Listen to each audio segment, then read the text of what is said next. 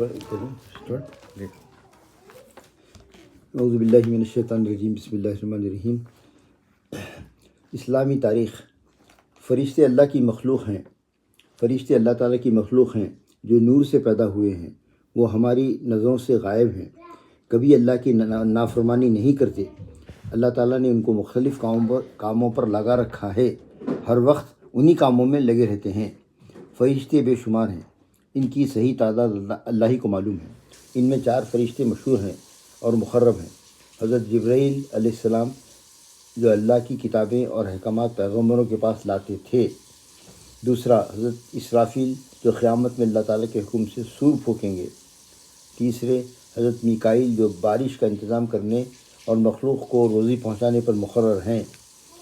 چوتھے، حضرت اسرائیل جو مخلوق کی جان نکالنے پر مقرر ہیں۔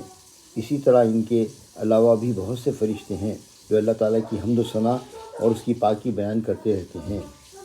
اللہ کی قدرت۔ دودھ۔ اللہ تعالیٰ نے لوگوں کی غذا کے لیے دودھ کا انتظام فرمایا اور اس کے لیے گائے، بھینس، اونٹ، بکری جیسے جانور پیدا کیے جو اپنے بچوں کو بھی دودھ پلاتے ہیں اور انسانوں کے لیے بھی دودھ اور غذائی ضرورت کو بھی پورا کرتے ہیں۔ غور فرمائے، تمام چوپائے ایک ہی طرح سے گھاس کھاتے ہیں، مگر ان جانوروں کے گوبر اور خون کے درمیان سے صاف ستھرا اور غذا سے بھرپور سفید دودھ کون نکالتا ہے؟ یقیناً انسانوں کے لیے لذیذ اور پاک صاف دودھ کا انتظام کرنا اللہ کی قدرت اور اس کی عجیب کاریگری ہے۔ ایک فرض کے بارے میں۔ غسل میں پورے بدن پر پانی بہانا۔ رسول اللہ صلی اللہ علیہ وسلم نے فرمایا، جسم کے ہر بال کے نیچے ناپاکی ہوتی ہے، لہذا تم بالوں کو دھو اور بدن کو اچھی طرح صاف کرو۔ فائدہ: غسل میں پورے بدن پر پانی کا پہنچانا فرض ہے، اس لیے خصوصاً سر کے بالوں، داڑھی وغیرہ کی جڑ میں پانی پہنچانا چاہیے۔ عورتوں کو اپنے بال کھول کر غسل کرنا چاہیے تاکہ پانی بالوں کی جڑوں تک پہنچ جائے۔ ایک سنت کے بارے میں۔ وضو میں داڑھی کا خلال کرنا۔ حضرت انس رضی اللہ تعالیٰ عنہ فرماتے ہیں کہ رسول اللہ صلی اللہ علیہ وسلم جب وضو فرماتے تو ہتھیلی میں پانی لیتے، اسے ٹھوڈی کے نیچے داخل کرتے، انگلیوں سے داڑھی کا خلال کرتے اور فرماتے، اسی طرح میرے رب نے مجھے حکم دیا۔ 2 محبوب کلمے۔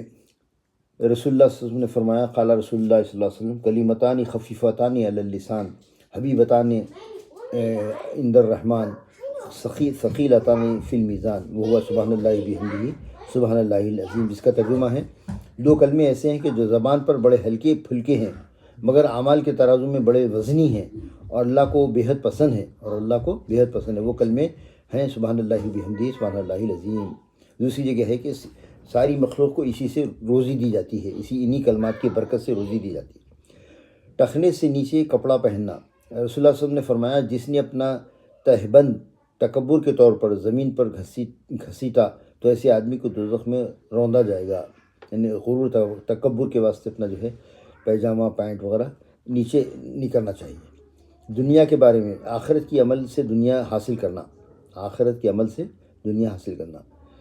رسول اللہ صلی اللہ علیہ وسلم نے فرمایا، جو شخص آخرت کے کسی عمل سے دنیا چاہتا ہے تو اس کے چہرے پر پھٹکار ہوتی ہے، اس کا ذکر مٹا دیا جاتا ہے اور اس کا نام دوزخ میں لگ دیا جاتا ہے۔ نہیں، شو آف کے لیے کوئی کام نہیں کرنا۔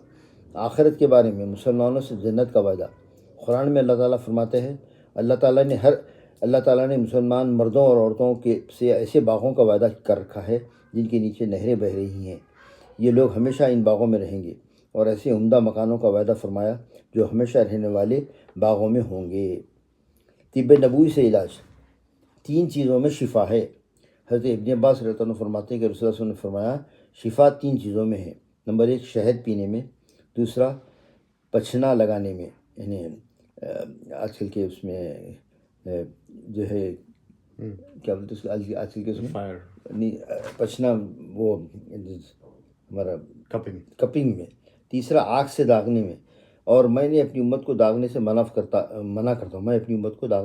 ہوں۔ صرف گویا 2 چیزوں کا ریکمنڈیشن کر رہے ہیں، شہد پینا اور جو ہے کپلنگ کرنا، لہٰذا داغ کرنے کا علاج سے بچنا چاہیے۔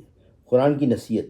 قرآن میں اللہ تعالیٰ فرماتا ہے، ایمان والو، اللہ سے ڈرتے رہو اور سیدھی سچی بات کہا کرو۔ اللہ تعالیٰ تمہارے نیک اعمال کو قبول کرے گا اور تمہارے گناہ معاف کر دے گا، اور جو کوئی اللہ اور رسول کی اطاعت کرے گا وہ بڑی کامیابی کو پہنچ گیا۔ یہ سورہ احزاب کی آیت کا ترجمہ ہے۔ سبحان اللہ و بحمدہ، سبحانک اللہم و بحمدک، نشہد ان لا الہ الا انت، نستغفرک و نتوب الیک۔